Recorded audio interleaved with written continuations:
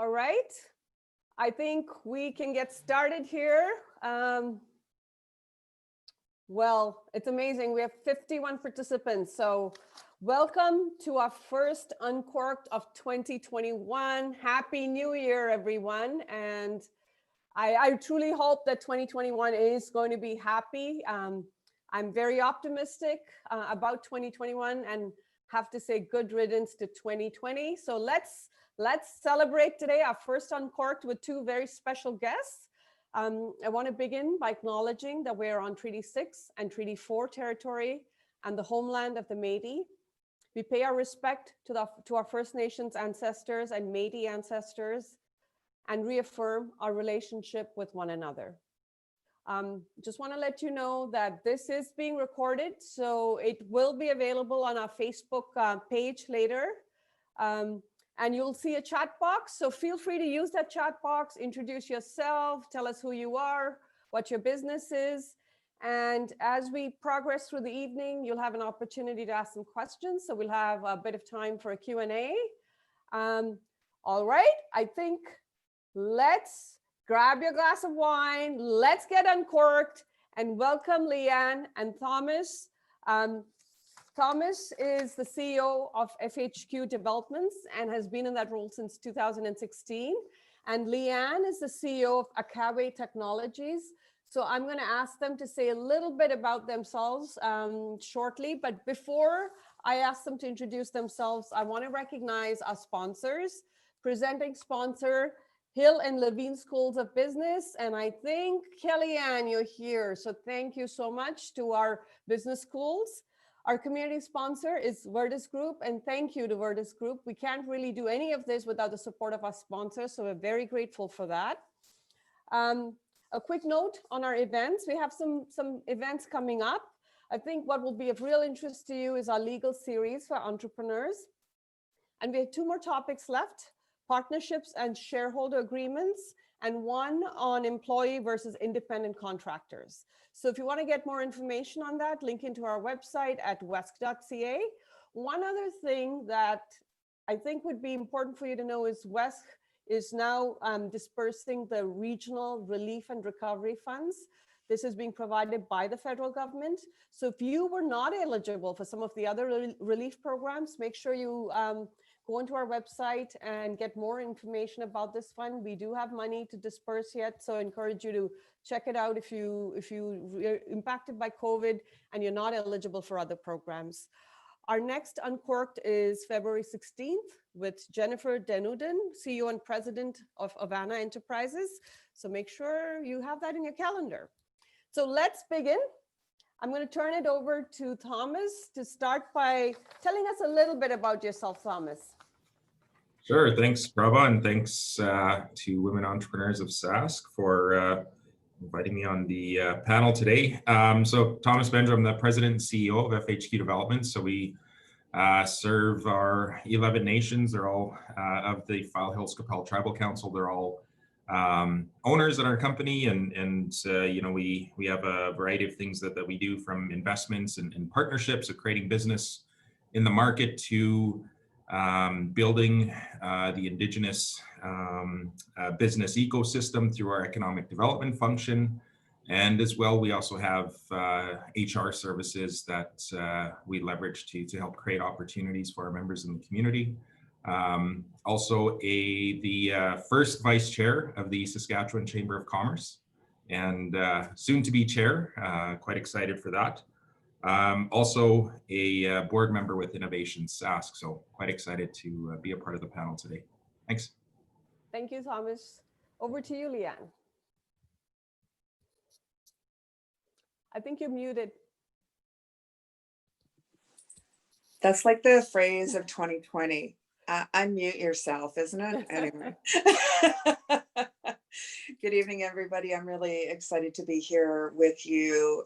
This is not usually the way I wind up my day. So work from home usually means going down to the office, down the hall at the end of the day and changing into even scruffier level clothing than I usually work in, and maybe having a nap before dinner. So this is a much more energetic option, and I appreciate it. I'll first place myself within my community and my family. I'm in Saskatoon, which is in the heart of Treaty 6, but I'm a Treaty 4 territory member. I belong to the Pixies Cree Nation. I'm a Assiniboine Cree. And my grandfather and grandmother in Pixies were Vince Sr. and Cora. My late dad, Vince, also known as Jojo. My mom, Irene. My mom, Irene, is from French and German farming families in northern Saskatchewan. So an interesting mix right off the hop there. I am the grandchild of a First Nations war veteran, the child of a residential school survivor, and really just doing all these other side gigs like my current one as the CEO of Akawe Technologies. I've had a long career. I feel semi-retired, which is kind of really an opportunity to do more of the things I really enjoy like this. And to be on the FHQ development board, to be Thomas's boss. How fun is this tonight, Thomas? In effect, be on the Saskatchewan Chamber of Commerce. And I'm on the Saskatchewan Research Council as well, and winding up on the Saskatoon Public School Foundation. So lots of different things I'm involved in, but really love the opportunity and looking forward to hearing from everybody tonight. Thank you, Leanne. Thrilled to have you both. Going to dig a little deeper and get to know you better over the course of this hour. So let's start with you, Thomas, because you know, you have a bit of a history with WESC. So Thomas, you were part of WESC when we launched Matchstick. I think that was 2017, and you were on our advisory council. And I can't say enough about the advisory council. I mean, the only reason Matchstick 1.0, as I call it, was successful is because of the direction and the guidance of members of our advisory council. And I think once that project wrapped up, we saw the synergies. And just, I think that was in October that we signed a memorandum of understanding with FHQ. So, you know, there's a real commitment and a passion on your part to support Indigenous women entrepreneurs. And sort of that's where, you know, our mandates overlap. So tell us a little bit about why is advancing women entrepreneurship important to you? Well, you know, it's important when we're in leadership roles to be able to take advantage of, you know, opportunity to create greater opportunities in our community. You know, and I think about the job that, you know, has been asked of me in this role, you know, to not only grow Indigenous business, but to, you know, create an ecosystem that allows other Indigenous entrepreneurs to succeed. You know, we're working through this process, and it's important to collaborate. It's really important to work with other organizations that have the tools and resources. It's just we need to be able to bring Indigenous thought and knowledge and process into these strategies that are being developed around us. And you know, when I think about you know, how important it is for you know, men in our community to help to promote more of our women entrepreneurs. It's you know, we're often the ones that are in leadership roles, so it's time to acknowledge those opportunities and to acknowledge the women leaders we have in our community. And you know, and some of this too goes back to just a bit of appreciation to a lot of the women leaders that have helped guide me in my career. You know, I've had the opportunity and privilege to work for RBC and had, you know, women leaders help to guide me in my role within the bank. And so I was very, very lucky to have to report to, you know, women in leadership throughout my career. And that's, you know, that's a rare opportunity to have.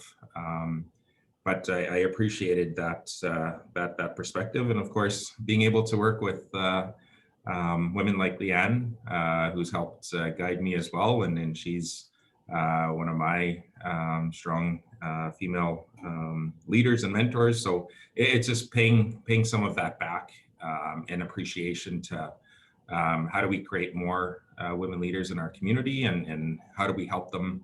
I'm good at business. I think I'm good at business, but you know, how do I match those skills that I have?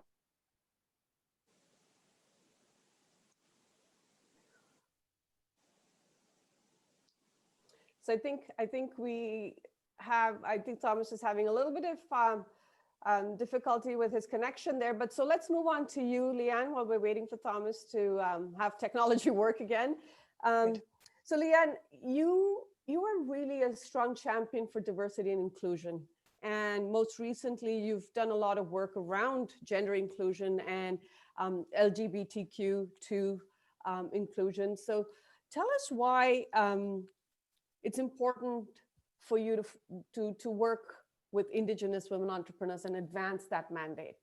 Yeah. I really think I got into the broader area of diversity, equity, and inclusion because of my own history of walking in more mainstream professional settings and companies and organizations where I was often the only Indigenous female in the room. Often I was only a female. Definitely I was the only Indigenous female.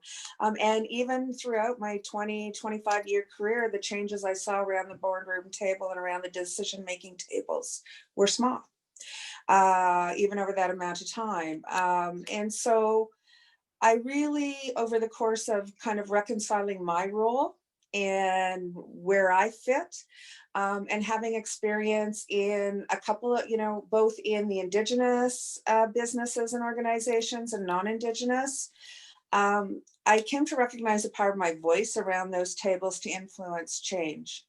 And I began to appreciate the importance of the influence of my non-Indigenous, largely white male allies who used their influence to raise me up and to amplify my voice around those tables. And so it became, I think, really important to me to raise others up and to do so with respect and dignity, not because they needed a handout, but because they needed a hand up. And in fact, not only a hand up, but maybe a bit of a step ladder to gain the skills and experience and exposure to actually get and play on that playing field, and nurtured and supported until they actually could be competitive on that. And to me, that's the heart of what diversity, equity, and inclusion is these days. And it's very much, I think, a value of respect as I've come to understand it, and good relations in the Cree values and Anishinaabe values that I've been taught. And so it's really been an expression of a personal journey, but also where I see the professional opportunity to raise others up in meaningful ways. Yeah. Thank you, Leanne. I think you made a really good point, because that's partly what WESC is doing, and that's partially why we think it's important for people like Thomas to be involved in our organization, is to build a pool of male champions who are your allies, who are your ambassadors, right? Because you want to broaden the cause, and you want some of those well-established entrepreneurs, male leaders, to be your voice as well. So I think, that's a really important point that WESC echoes, and it really resonates with us. Yeah. And I've always, even though my practice, my education and training is as a lawyer, I think seeing the impact of participation in business, both, from the many aspects that influences, from employment opportunities to goods and services, supply chain opportunities, to other kinds of economic participation, and influencing even corporate philanthropy or the sponsorship programs of that, really, I think is an important synergy. And while I at times have been my own business owner, I always think those are great opportunities to raise up Indigenous prospects, as employees, as vendors who have legitimate goods and services, and organizations of various scales. So I think women entrepreneurs, and particularly Indigenous women entrepreneurs, really goes back to the heart of even our pre-contact relations and roles, where we always engaged in trade and barter and exchange amongst communities and tribes pre-contact. We've continued to have that. And in fact, the first treaties in this country were trade and good relations. Mm-hmm. Yeah, thank you. You know, it's interesting because some of the work that WESC has been doing in the last year and a half, 2 years, is around supporting women scale their business. And, you know, you may be aware of us having created a Saskatchewan Advisory Committee endorsed and supported by the government of Saskatchewan to build a better business climate for women to scale in our province. And so we're making this headway because we know that women entrepreneurs encounter some unique barriers, and they're not scaling their business to the same extent as male entrepreneurs. So to your point earlier, both of you made this point, we need to level this playing field. So here we are chipping away at leveling this playing field. Something really historic happens in our province around the creation of an advisory committee to look at this. And boom, we're hit by the black swan that comes swooping into our lives, changes our lives forever, unexpectedly. Things are not the same. And we know that women and women entrepreneurs have been disproportionately affected by COVID-19. And my question to both of you is, what can we as WESC, what can we as the government, what can we as a community do to better support Indigenous women entrepreneurs during this time? Thomas, are you back now? You're in the dark. Did the power go out? Did you? Is it after 5 mood lighting? You lit a candle? Yeah, the power went out here, and yeah, good old SAS power. Yeah, I'll let you tackle that first. Yeah. Was able to scramble here and get some stuff set up. But I guess you know, in terms of, you know, what can we do, and you know, when we're thinking about you know, the businesses that we have currently, and you know, I see this from a number of different perspectives in terms of, you know, some of the things that I'm involved in the community, and in trying to identify solutions to just trying to support business in general. And some of the things that you know, that I see is going to be critical is, you know, understanding the barriers that have been created, understanding what some of those issues are, and some of the, we know there's, you know, a lot of different programs that have been created, new funding has been made available, but you know, what we don't have is the data to say, well, how are those, where are those gaps, and how are they disproportionately affecting women entrepreneurs and Indigenous women entrepreneurs, and you know, how do we make changes so that those programs better reflect the realities that our entrepreneurs are working within. But another piece to that as well is, you know, we always have to adjust and look at the opportunity in terms of, you know, how do we change our businesses based on the challenges that we're facing, and some of the things that, you know, we've explored in some of the organizations we've been involved with, and even in our own business, is how do we change our business models to fit what normal is looking like, and what it's going to continue to look like going forward. You know, we need to really base ourselves in reality, and understand that, you know, some of these changes that have occurred may be permanent, and so, you know, we can't sit back and wait for you know, organizations to create new things for us to take advantage. It's what do we need to do now to participate in you know, the digital revolution? How do we, you know, scale our businesses so that we start looking at more getting our businesses online, if we're, a service industry and we have to have people come in, how do we still maintain those relationships? We've seen businesses connecting with people via Zoom and still maintaining those vital relationships with their customers.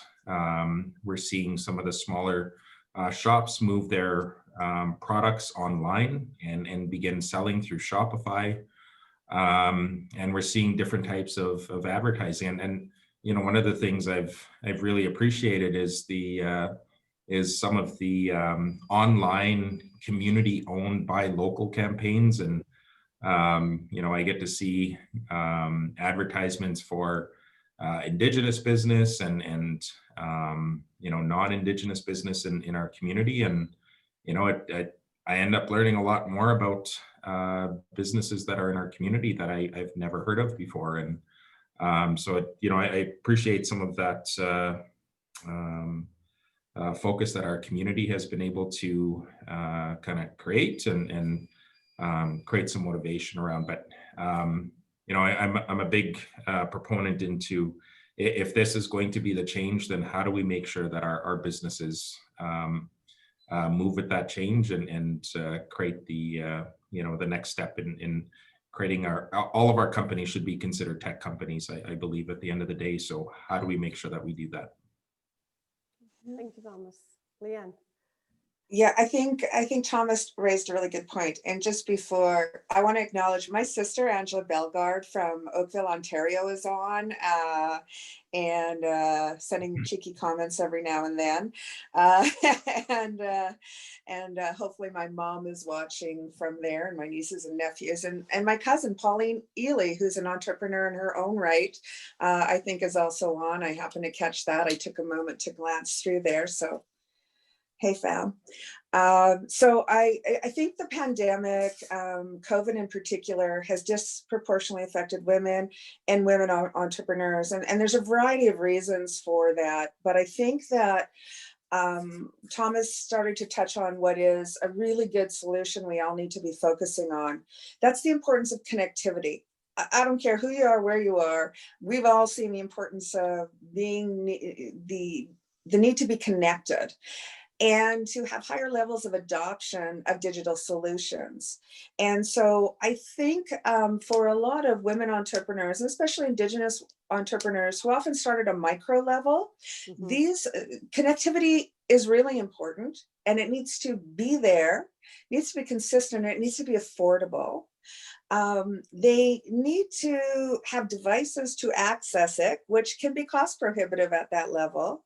And they may need desktop and mobility applications. And so I think those are important considerations.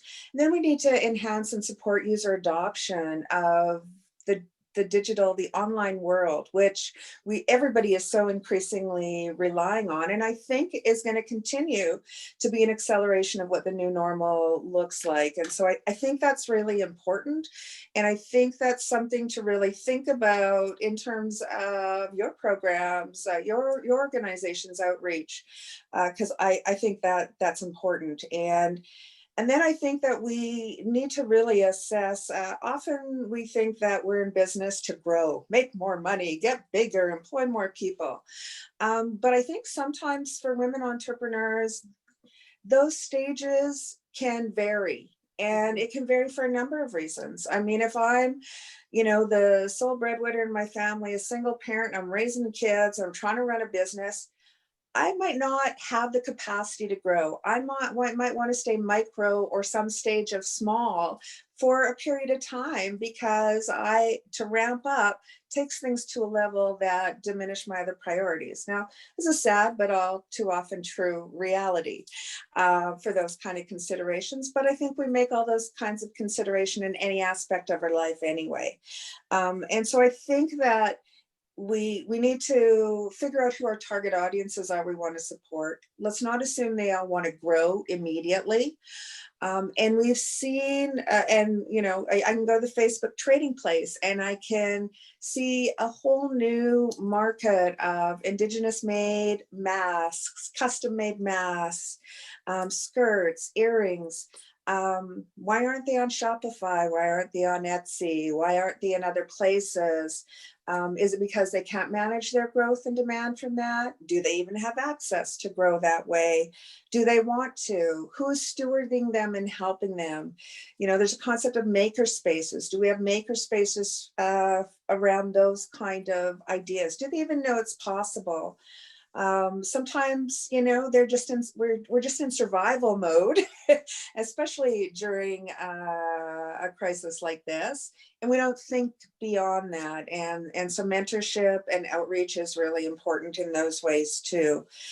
So being able to identify and respond to people where they're at, and manage their incremental growth in the way that they need to and want to, considering their personal circumstances, is always going to be important. But I think it's an important sensitivity around women entrepreneurs and Indigenous women entrepreneurs. Yeah, thank you, Leanne. You know, it's interesting because one of the things that you mentioned was not all Indigenous women entrepreneurs are in the business to make money. And one of the things that came out loud and clear through Matchstick and our focus groups in phase 1 was, for Indigenous women entrepreneurs, entrepreneurship is inextricably linked to community and giving back to their community and back to their families. And that was really interesting to watch that and to see that come through the project. But I also remember reading an article by Karen Ann Hilton, who talks about the Indige economy, right? The economy of the future, which could be $1 billion economy in our country. And really, when she talks about Indige economy, she's talking about Indigenous people having a voice at the economic table. And so I think there's a great vision, you know, that we need to be thinking about beyond COVID for our Indigenous entrepreneurs. And I'm curious to hear about what you see as the vision for Indigenous women entrepreneurs in our province. And maybe we'll start with you on this one, Leanne. Sure. Well, God, dare I speak for all Indigenous women entrepreneurs? No, here's your chance.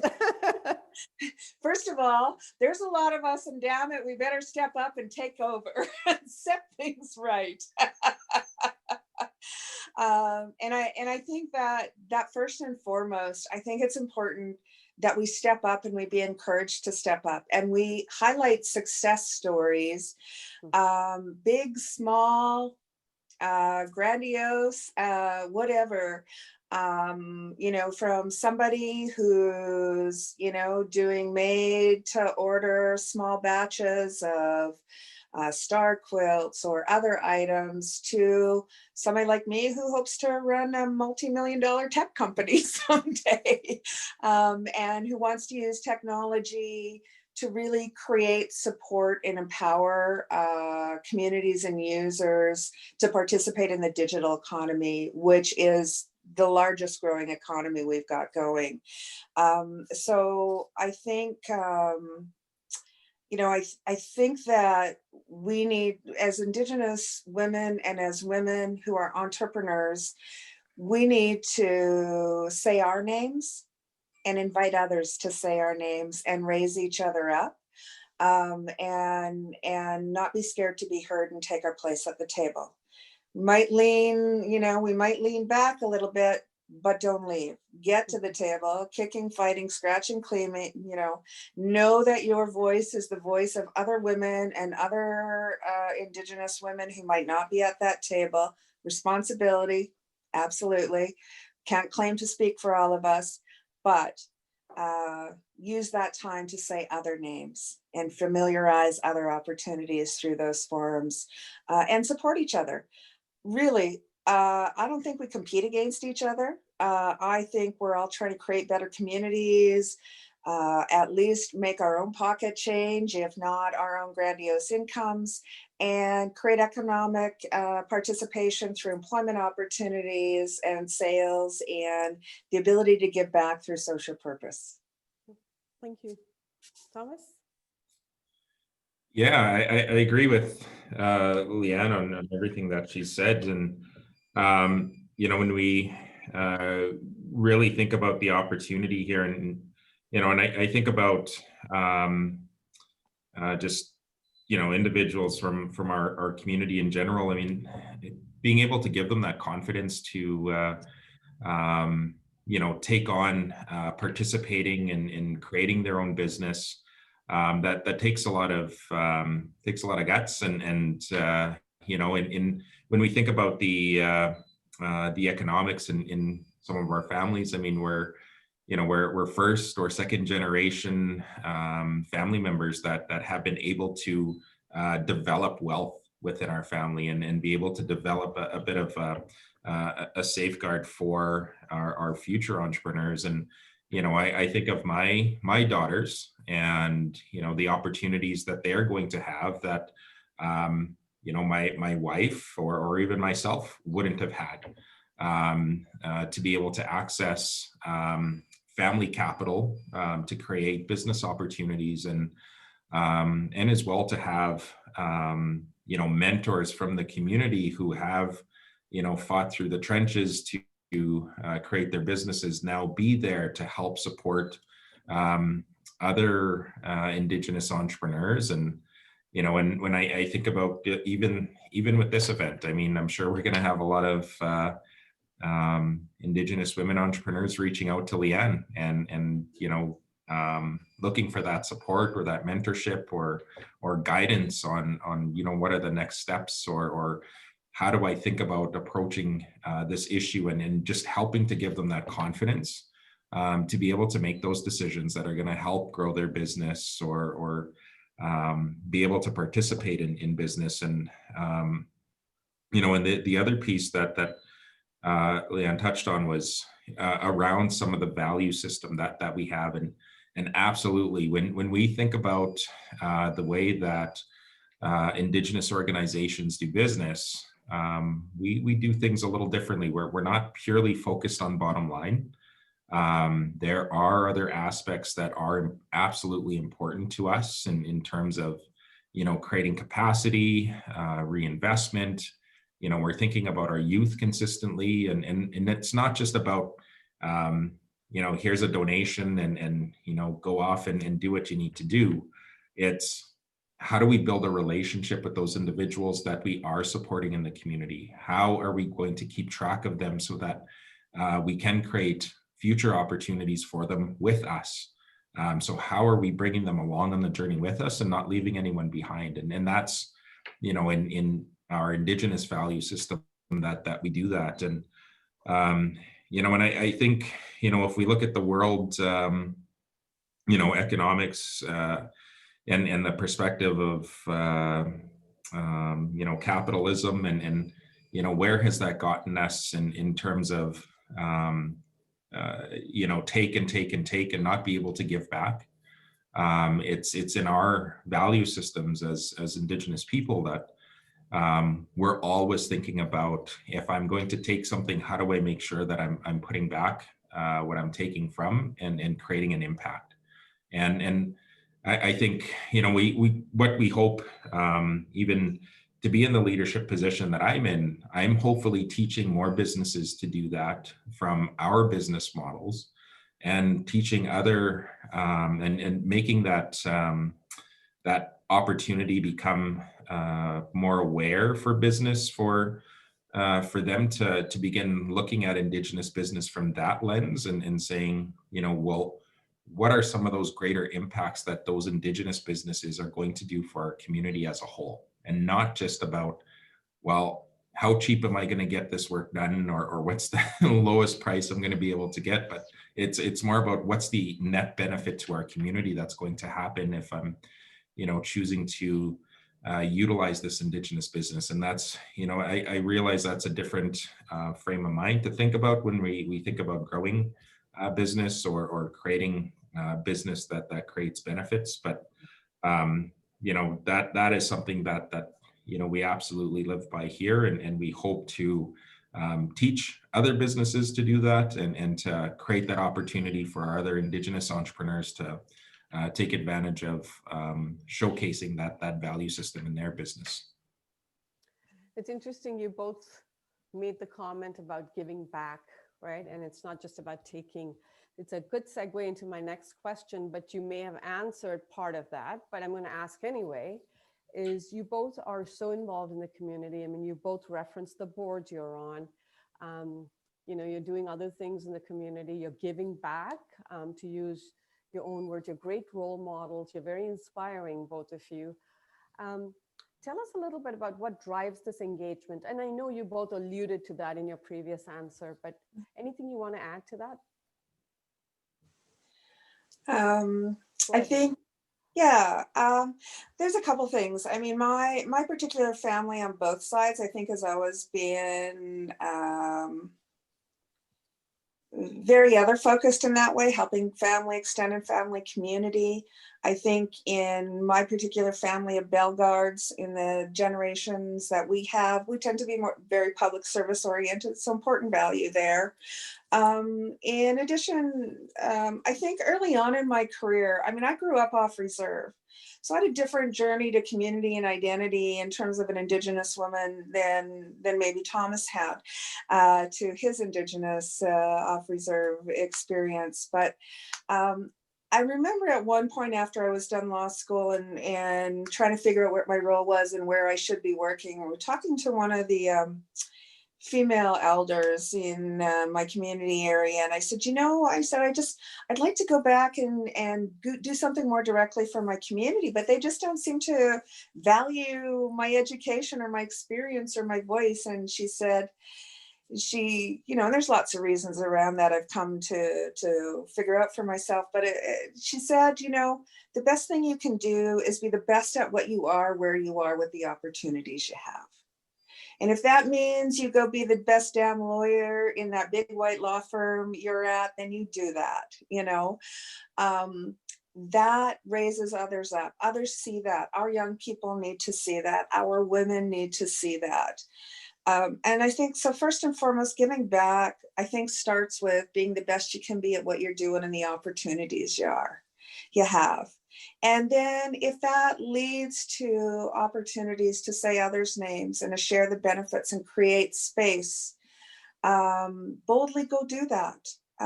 It became easier to find my voice to do that as I felt a sense of responsibility to raise others up in whatever little way I could.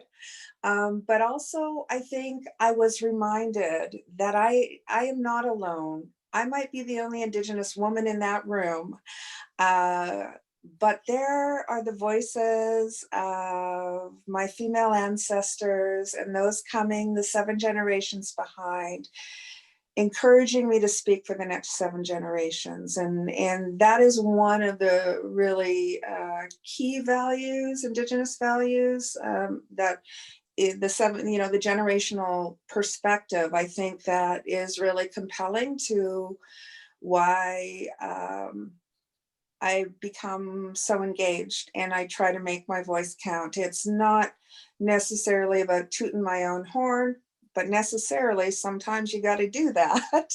But it's to amplify the voice for others. Thank you. Thomas? Yeah, I think, you know, much like Leanne, it's, you know, when I think about, you know, why I do the things that I do, it's respecting the gifts, the skills, and the abilities that I've been given, you know, from our creator, and you know, I've been blessed with opportunity in my life. So it's how do I take what has been given to me, what has been gifted to me, and how do I share that and give back in a way that allows me to leverage those gifts that I've been given, you know, and the voice that I've been given, in you know, being able to speak in these types of forums to give voice to issues. And so this is my way of being able to give back to community. And you know, when I think about you know, right back to high school, I mean, I wanted to be an Indigenous CEO. That was my goal, and you know, whatever means possible, I was going to work to get there. But I wanted to be in that position so that I can take all of the things that I've learned and be able to create a greater impact in the community. You know, and you know, I do get asked, why I'm not involved in politics. And I said, that's not my place, right? And I've been given gifts to, understand business, and I live and breathe this stuff. So it's, it's more important for me to use those gifts in that area to create opportunity and to be a leader in that, area of expertise. And I think about, and we look at the things I've been able to be a part of, helping with Matchstick and creating new businesses, creating jobs, and creating livelihood for some of our people from our own communities. And, I see how much they value that ability to, put on an FHQ Dev logo and or any of our businesses, and they're proud. They're very proud of what they do, and it's being able to see that benefit in the community that wakes me up every day and gives me that energy to continue carrying those things forward. So that's why we're involved in community, and it's a part of our value system. So it's always a means to giving back, and it's not always just giving a dollar, but it's giving time and giving voice and leverage for members that don't have that in our community. Oh, and we're very grateful to have you both in our community, giving back to our community here in Saskatchewan, for sure. We're going to have some really fun questions coming up. But I do want to queue up. So I'm going to tell our audience to queue up your questions, because I'm going to go to Q&A shortly. I have about 3 fun questions. So let's get to know the other side of Leanne and Thomas and what they do during their downtime. And so maybe we'll start with, what do you think is a must-read book or a must-watch movie for 2021? Oh, there's lots of good books and movies. I can tell you, I spent my Christmas break reading Good to Great. Just building on some of those perspectives, and looking at some of the successes of other businesses, and looking at the research that has been done in some of those companies. That's kind of what's helping to guide me right now in terms of some of those aspects. But I've also been reading Measure What Matters. So it's around objectives and key results. And so I'm really entrenched right now into building operating systems for our organization and for our company. So those are my go-to right now. Okay. All right. How about you, Leanne? Great. I just want to say a shout out to my partner, Cito, who's quietly watching somewhere. And geez, I believe his mom, AKA my mother-in-law, is watching too. Wow. Nice to see you out, and lots of other friends there. And people have comments in chats and in the Q&A too. So just for who's ever reviewing them. Books to read. Well, listen, oh God, my mom isn't even watching, my sister says. But anyway, the books to read. Well, I still have a lot of unread books from 2020, but one that I keep referring to, and probably will throughout 2021 is Decolonizing Wealth, which is an Indigenous perspective on investments and corporate philanthropy that I'm really trying to wrap my head around. And probably pleasure reading is always Thomas King. I love to go back and see the irony of the inconvenient Indian many times, but he's got new stuff coming out too. And so those are favorites. And other ones to read, because people often ask me with this, is the Bob Joseph series. Has a good number of books on, 21 things you didn't know about the Indian Act that still exists today, and those sort of things. Those are great reads. And if you're looking for a local resource on customs and collaboration and reconciliation and relationships going forward, both the city of Saskatoon and I think Thomas, Regina, have some resources on how to build relations and who's who in the community and what's what and what are some protocols are. So more than one book. That is not what I read for pleasure when I'm trying to go to sleep. So we'll get to the pleasure books later. So what would you say is your pet peeve? Thomas. I think the one that that's always been a pet peeve of mine is just, and I'm trying to help change it is, organizations that are talking about Indigenous engagement, but are not actually putting the processes or measures or accountability in place to meet those requirements. And and I think about what we're doing here, and we get the pleasure of being able to work with those organizations and provide those resources. But the one key piece of information that we always leave for those organizations is when you're talking to us, this is a safe space. It's a safe space to challenge the issues, to talk about the difficult issues, to really air out some of those things that have been on your mind, but or barriers that are on your mind, and let's get them all out on the table. That's the only way we're going to be able to reconcile these issues and come up with some real plans to move that reconciliation and engagement, Indigenous engagement agenda forward. So that's one of my pet peeves, and trying to hold people to more account and try to come up with solutions for them.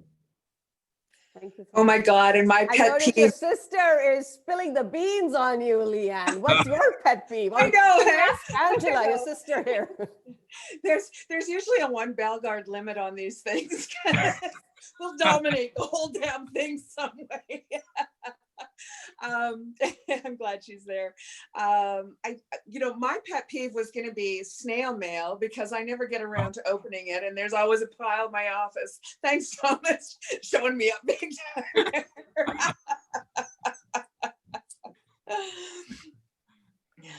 All right, so then one more question before we go to the Q&A from our audience.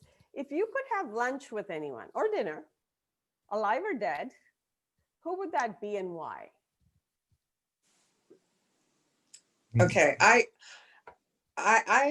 thought about it. My go-tos would be, I would love to have an opportunity with my grandparents, maternal and paternal, because I think the conversation would be so much different now and so much appreciated in terms what I would want to mine from their experiences as an adult. On my paternal side, because they're Cree Assiniboine and Métis ancestry, and lived through the File Hills super colony assimilation project, and I'd like to try to have a conversation about that. And on my maternal side, what it was like, particularly the fusion of German French farming communities, the Elis and the Buffs, and what that was really like. And my grandma, my mom's mom, who lived to be 100 and something, oh my God. Wow. And just really raised her family as a widow, and really be able to understand and appreciate her experiences, which I've come to appreciate more in hindsight than at the time. Those would be, those are probably really standard ones, but really, and not just because it's Martin Luther King Day or celebrations this week, but Martin Luther King. Yes. Definitely. Thanks. Absolutely. Thank you, Thomas. I'm just going to run here because I noticed that my laptop is saying battery is low, so I don't want to lose you. So I'm going to just turn my camera off for a second while you're talking to the audience. Okay, well, I guess, for me, I would be the same. I mean, I'm curious as to, our ancestors in terms of, is this what they envisioned for us? Is this, what they seen us doing, are we meeting those, the visions that they had for us to be able to lead in the community. And, I come from, having leaders in my family, and I haven't had the opportunity to meet some of those individuals, as they were, they passed on before I was born. But, I'm always, I have access to their notes and the work that they've done in the FSIN. And, I'm always curious, are we hitting the mark that they were expecting? And, when I think of the relentless work that they did at those points in time without being paid, and having to hitchhike to Ottawa and fight for the rights that we have today, or some of the recognized rights that we have today. And I'm always curious to that, and I think that would absolutely be an amazing lunch or dinner to have, is just to do a bit of a check-in and see if we're on track for what they expected of us. So I know I'm keeping an eye on the clock here, but I also noticed we have 3 questions. So let's turn to Q&A here. And the first question is, what are some good resources to find sites that promote local, regional online businesses at the community level? And this is from Lucretia. I hope I'm saying that right. Lucretia Cullen. Prabha, sorry to interrupt. Just a little bit quiet. I don't know if you all can hear her okay, but if you could put on your headphones, that might help a little bit. Yes, thank you, Josie. Yes. So I'm going to read that question again. What are some good resources to find sites that promote local, regional online businesses at the community level? Yeah. Thomas and I were talking about this earlier, because we're both involved in the Saskatchewan Chamber of Commerce, which has an Indigenous engagement charter, Indigenous awareness, online training, and has an Indigenous business directory. Now, some of that might be member specific, but I actually think from looking at the collaborators, it's much broader. So you will find directories like that in associations. I know when I worked at Nutrien, we had a playbook that listed that. In fact, today I was testing out on Pinterest, where there Indigenous women businesses in Canada participated in that. Didn't have those. And I think Women Entrepreneurs has some good highlights of female entrepreneurs that may be Indigenous as well. And then there are places that I like to go and places that I like to shop. Wanuskewin gift shops often have a great source of suppliers. And I don't know if, those are unique to them, or they're probably not. I know suppliers I like, and my go-tos, I usually, I threaten to wear my fancy Savage Rose earrings. She custom makes these wonderful Indigenous creations. Say her name. She's on Instagram. She's on Facebook. I'm wearing actually instead a Hilberg and Burke. So Regina Local Women Entrepreneur, collaboration with Ashley Collingbull, a piece of jewelry that they came up with there. There's lots of different ways and avenues that are increasingly happen to do this. And whether you're Indigenous or female or not, there are increasing directories and resources around this. So Google them. Thomas may know a few more specific ones, and certainly the DevCo and others may have their own options and lists as well. So Thomas.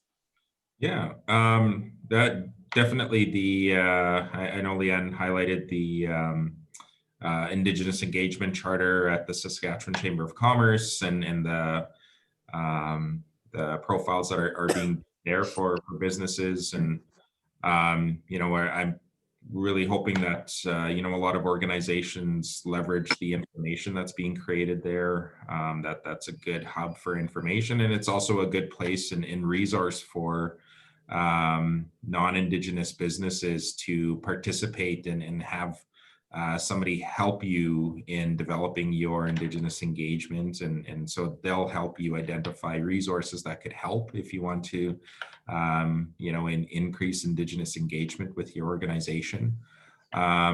We have entrepreneurs that we work with within the Dev Corp as well, and we try to promote different artists and different individuals that in the future we're hoping to be able to work with and contract within our organization. But I think the other place would be the good old social media, Facebook, local groups that, I've been quite amazed at some of the businesses that I've found on there and services.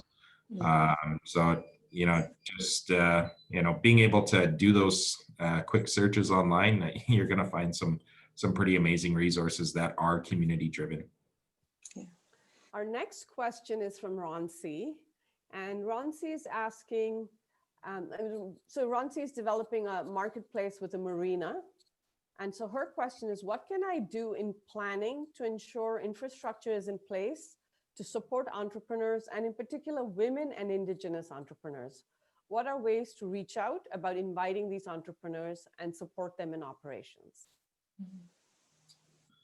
Well, one of the things that we've created in our office space here to, when we're not in COVID situations, is developing those flexible co-working spaces for those entrepreneurs to be able to participate in that space. And depending on the type of marketplace that you're looking to develop, making it flexible so that those entrepreneurs can participate in that space, I think is really critical. And you don't need to set up lease agreements. You could set up membership agreements with those entrepreneurs. And I think, that creates a great opportunity for those entrepreneurs to participate in that type of infrastructure. I don't know where the marina and marketplace is, but one of the things to do is be aware of who your Indigenous surrounding communities are, whether they be First Nations or perhaps Métis settlements, and reach out to them to highlight the kind of vendors that you're looking for or offerings that you have. And often, there's a website, or you can find the contact information to the office, or fax. That's still relevant out in those communities. And that can spread word of mouth. Many of those communities will also have dedicated Facebook channels and chats. I think there's a high proportion of Indigenous users on social media, and you just have to look at the history of how that's been mobilized around protests and rallying around key issues to see there's pretty good penetration in Indigenous country in those means. And touch base with Indigenous economic development organizations like the DevCo, who can help distribute and promote through their social media sites. And think about the accessibility of flexible arrangements for costs, rentals, how they're going to handle, how you want them to participate. Be open to have a bit of a dialogue back and forth on that to help find out what works. Thank you.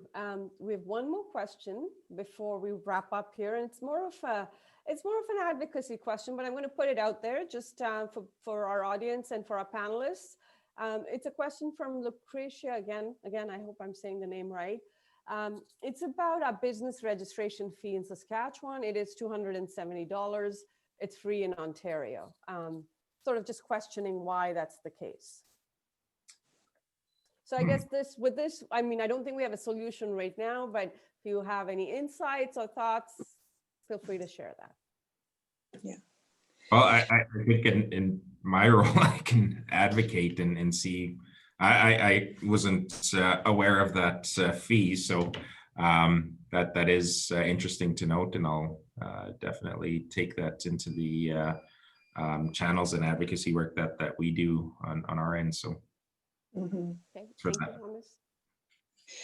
Yeah, I think there's advocacy we can all do individually and organizationally, and maybe this is something that we will examine is, is there forgiveness, separate plans, scaling, no enforcement against businesses, micro businesses of a certain point. If you're an on reserve business or supplier, do you have to do that? Is that jurisdictionally what you're required to do? What are some of the options around that to think about? But there is some purpose to licensing, and I don't want to say licensing doesn't have a role or those costs and administration don't have a value, but sometimes I think they're worth re-examining. Mhm. Yeah, thank you. Thank you for your comments on that. Thank you for your insights. I'm going to take another look to make sure, no, we are done with the questions. We are just a little past 6 o'clock. So I think this is a good time to wrap up. I just want to thank you both. It's been extremely engaging. I'm looking at some of the comments in the box here, and people have enjoyed this evening with both of you, as have I. It's always an honor to have you both, to speak to you both. Work with Thomas closely, but it's nice to be able to interview you, Thomas, and you're on the other side of the table. So I really enjoyed the evening. I want to just remind everyone that our next Uncorked is February 16th. So I hope to see you back there back then. And thank you again. Have a great evening, everybody. Thanks, everybody. Stay Thank safe. you. Thank you Test so much. negative.